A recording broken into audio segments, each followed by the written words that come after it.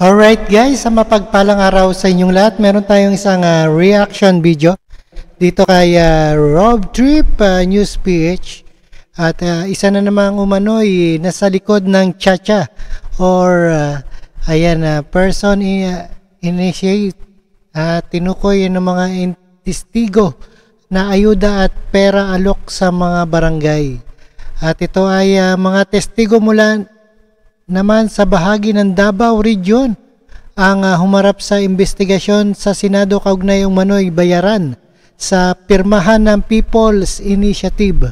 Ayan ang PI. At sa nasabing pagdinig, tinutukoy ng ilang barangay opisyal at mga testigo ang mga taong lumapit sa kanila para magpapirma kapalitang pangakong pera at ayuda.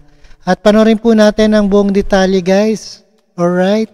Ito yung mga bagong naisiwalat na mga resource person dyan sa Davao City sa ikalawang pagdinig kaugnay ditong signature drive sa People's Initiative. Meron bang natumbok na mga politiko na kasangkot dito?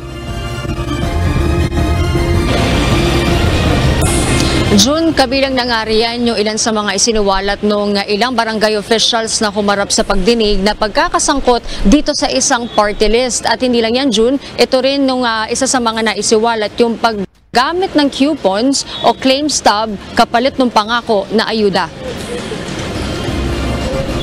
June, mahigit 12 ng residente mula sa iba't ibang bahagi ng Davao ang personal na dumalo sa ikalawang pagdinig ng Senate Committee on Electoral Reforms and People's Participation kaugnay ng umano'y bayaran sa People's Initiative. Ang ilang mga opisyal ng Tagum City via online tumestigo matapos bigong makadalo dahil sa baha bunsod ng sama ng panahon.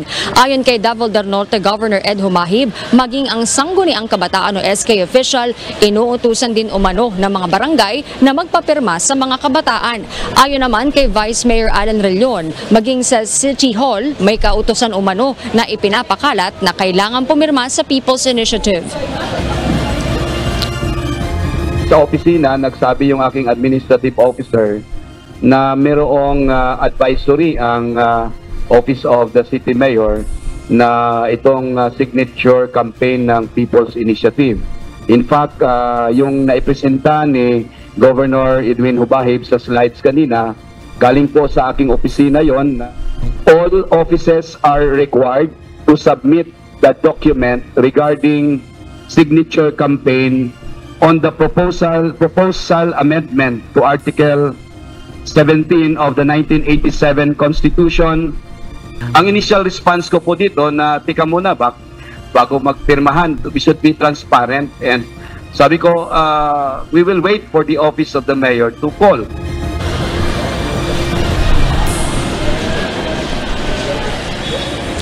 June, itinuro naman ng ilang punong barangay ang mga nagpakilala umanong coordinators ng Puwersa ng Bayaning Atleta o PBA Party List na nasa likod umano ng pagpapapirma kapalit ng pangakong ayuda. Ang isa, 4,000 piso umano ang alok sa mga tauhan ng barangay kapalit ng 250 signatures.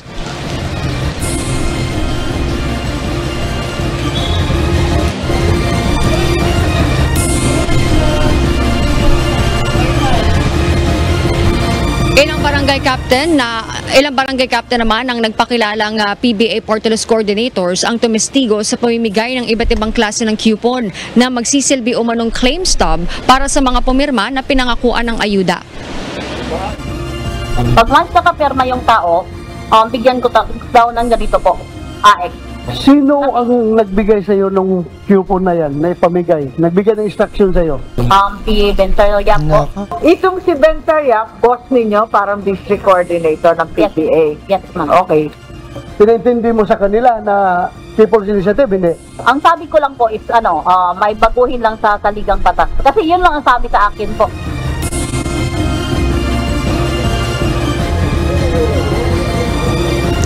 Tingin naman ni Senator Ronald Bato de la Rosa, baka baliktad ang nangyayari at ang liderato umano ng Kamara ang humihingi ng suporta mula sa grupong pirma para sa People's Initiative. June, natapos na yung ikalawang pagdinig ng Senate panel dito nga sa issue sa People's Initiative at natanong natin sa Senator Amy Marcos kung magkakaroon pa ng susunod na pagdinig. Ang sinasabi niya ay kailangan dumalod yung pinasabpina na si Attorney Anthony Abado, Attorney Anthony Abado. Ito yung sinasabi, June, na nakapangalan doon sa mga signature forms na unang ipinakalat doon sa mga barabarangay. Ang huling balita, June, sa impormasyon ng Senate panel ay nasa ibang bansa. Itong si Attorney Anthony Abad at nag-email sa opisina ni Senator Marcos at sinabi nga wala siya dito sa Pilipinas. Antabayan na natin, June, kung kailan makakadalo itong si Attorney Anthony Abad at kung kailan susunod na didinggin ng Senate Committee on Electoral Reforms and People's Participation itong issue sa People's Initiative. At yun mo ng update mula rito. Alright, napakinggan po natin at ito ang umano'y sa likod ng Chacha. At maraming salamat sa support to Rob Trip and see us again sa ating sunod na reaction video and peace out sa inyong lahat.